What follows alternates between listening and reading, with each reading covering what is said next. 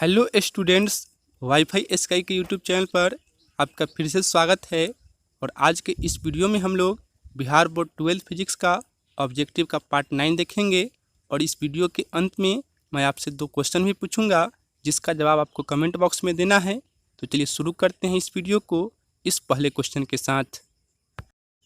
तो आज का पहला क्वेश्चन है, एक अल्फा किरण के निकलने से द्रव्यमान संख्या पर क्या प्रभाव पड़ता है।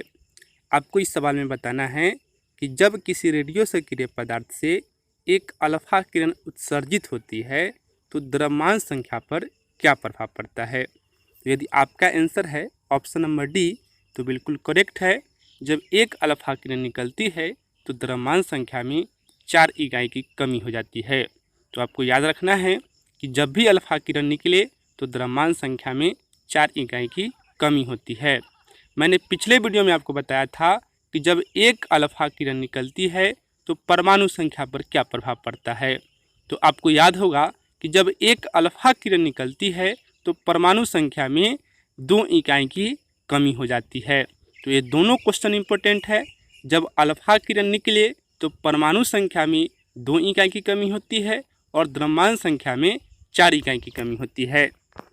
नेक्स्ट क्वेश्चन है, एक बीटा किरण के निकलने से द्रव्यमान संख्या पर क्या प्रभाव पड़ता है। इस क्वेश्चन में आपसे बीटा किरण के विषय में पूछा गया है कि जब बीटा किरण उत्सर्जित होती है तो द्रव्यमान संख्या पर क्या प्रभाव पड़ता है। तो यदि आपका आंसर है ऑप्शन नंबर डी, तो बिल्कुल करेक्ट है, कोई प्रभाव नहीं पड़ता है।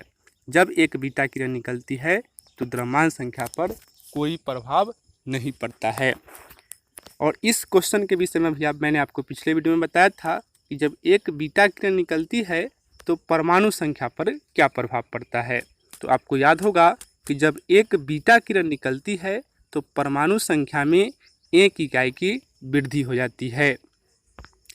नेक्स्ट क्वेश्चन है, एक गामा किरण के निकलने से द्रव्यमान संख्या पर क्या प्रभाव पड़ता है।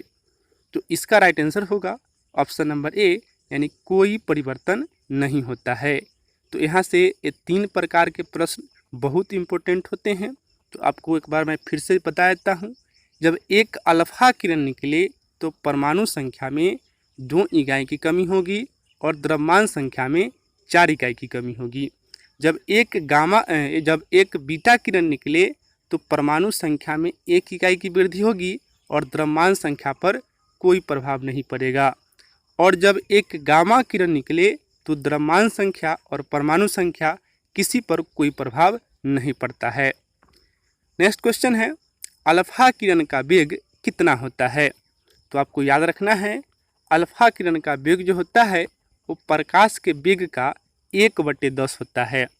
अब आपको कन्फ्यूजन हो गया होगा कि प्रकाश का वेग कितना होता है। तो आपको पता होगा कि प्रकाश का वेग होता है 3 × 10⁻8 मीटर प्रति सेकेंड। तो इसी में आप 1/10 से गुना कर दीजिएगा और जो रिजल्ट प्राप्त होगा वही होगा अल्फा किरण का वेग।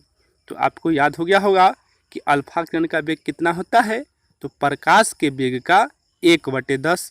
और प्रकाश का वेग कितना होता है। तो प्रकाश का वेग होता है 3 × 10⁸ मीटर प्रति सेकेंड। नेक्स्ट क्वेश्चन है, बीटा किरण का वेग कितना होता है। तो बीटा किरण का वेग होता है प्रकाश के वेग का 9/10। तो ये दोनों क्वेश्चन इंपॉर्टेंट है। अल्फा किरण का वेग प्रकाश के वेग का 1/10 और बीटा किरण का वेग प्रकाश के वेग का 9/10 होता है। नेक्स्ट क्वेश्चन है, गामा किरण का वेग कितना होता है। तो गामा किरण का वेग जो होता है वो होता है प्रकाश के वेग के बराबर। तो ये बहुत इंपॉर्टेंट क्वेश्चन है कि गामा किरण का वेग कितना होता है। तो गामा किरण का वेग उतना ही होता है जितना प्रकाश के वेग के बराबर होता है। और मैंने थोड़ी देर पहले आपको बताया था कि प्रकाश का वेग कितना होता है। तो प्रकाश का वेग होता है 3 × 10⁸ मीटर प्रति सेकेंड। यानी कि गामा किरण का वेग भी अगर पूछा जाए तो आपका आंसर क्या होगा, 3 × 10⁸ मीटर प्रति सेकेंड। नेक्स्ट क्वेश्चन है, सबसे अधिक वेधन क्षमता किस किरण की होती है। तो सबसे अधिक वेधन क्षमता होती है गामा किरण की, यानी इसका राइट आंसर होगा ऑप्शन नंबर सी। एक क्वेश्चन भी बहुत अधिक इम्पोर्टेंट है, कई बार बोर्ड में पूछा जा चुका है। तो आपको याद रखना है कि सबसे अधिक वेधन क्षमता किसकी होती है? गामा किरण की। आप ऐसे भी सोच सकते हैं कि सबसे अधिक वेग गामा किरण की ही होती है, तो जिसका वेग ज़्यादा होगा उसकी वेधन क्षमता भी अधिक होगी। नेक्स्ट क्वेश्चन है, सबसे अधिक आयनन क्षमता किस किरण की होती है? तो सबसे अधिक आयनन क्षमता होती है अल्फा किरण की, यानी इसका राइट आंसर होगा ऑप्शन नंबर ए। तो आयनन क्षमता और वेधन क्षमता ये दोनों एक दूसरे के विपरीत होता है। तो यदि आयनन क्षमता के नेक्स्ट क्वेश्चन है, सबसे अधिक आयनन क्षमता किस किरण की होती है? तो इसका आंसर होगा ऑप्शन नंबर ए, यानी अल्फा किरण की। आपको याद रखना है कि जिसकी वेधन क्षमता अधिक होगी उसकी आयनन क्षमता कम होगी, यानी कि जिसकी आयनन क्षमता अधिक होगी उसकी वेधन क्षमता कम होगी। तो मैंने आपको पिछले क्वेश्चन में बताया है कि सबसे अधिक वेधन क्षमता गामा किरण की होती है। इस बात का मतलब यह होता है कि सबसे कम आयनन क्षमता गामा किरण की होती है। तो आप इसको अच्छी तरह से समझ ले कि अगर एग्जाम में आपसे सवाल पूछा जाए कि सबसे अधिक आयनन क्षमता किसकी होती है, तब आपका आंसर होगा अल्फा। अगर यह पूछा जाए कि सबसे कम आयनन क्षमता किसकी होती है, तब आपका आंसर होगा गामा। अगर इसके अपोजिट पूछा जाए, यानी वेधन क्षमता के विषय में पूछा जाए कि सबसे अधिक वेधन क्षमता किसकी होती है, तो सबसे अधिक वेधन क्षमता गामा की होती है और सबसे कम वेधन क्षमता अल्फा की होती है। तो आपको अच्छी तरह से याद हो गया होगा। बढ़ते हैं नेक्स्ट क्वेश्चन की तरफ। नेक्स्ट क्वेश्चन है, कौन सी किरण विद्युतीय तथा चुंबकीय क्षेत्र में विक्षेपित हो जाती है? तो आप याद रखें कि विद्युतीय तथा चुंबकीय क्षेत्र में वही किरण विक्षेपित होगी जिस पर कोई न कोई आवेश होगा। वह आवेश धनावेश भी हो सकता है और ऋण आवेश भी हो सकता है।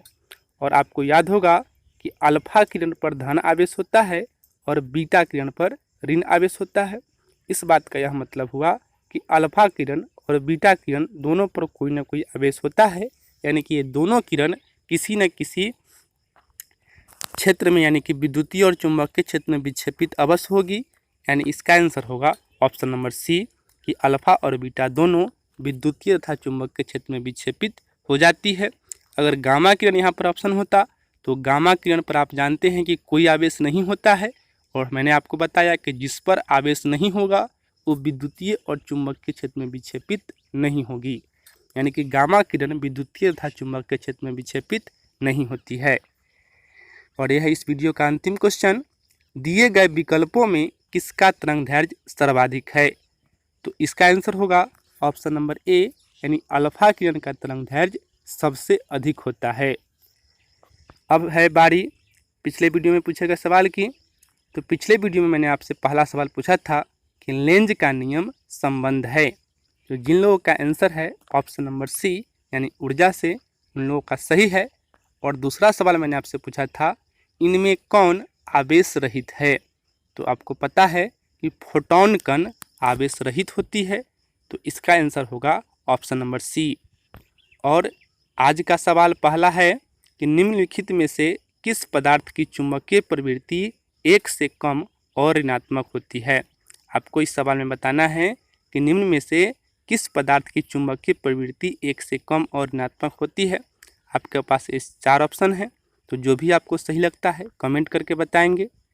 और आज के वीडियो का ये अंतिम क्वेश्चन आपके लिए कि एक प्रबल विद्युत चुम्बक बनाने के लिए कौन सी वस्तु अधिक उपयुक्त होगी? और फिर से आपके पास 4 ऑप्शंस हैं, तो इन दोनों सवाल का जवाब आपको कमेंट करके देना है। मिलते हैं फिर नेक्स्ट वीडियो के साथ, तब तक के लिए धन्यवाद।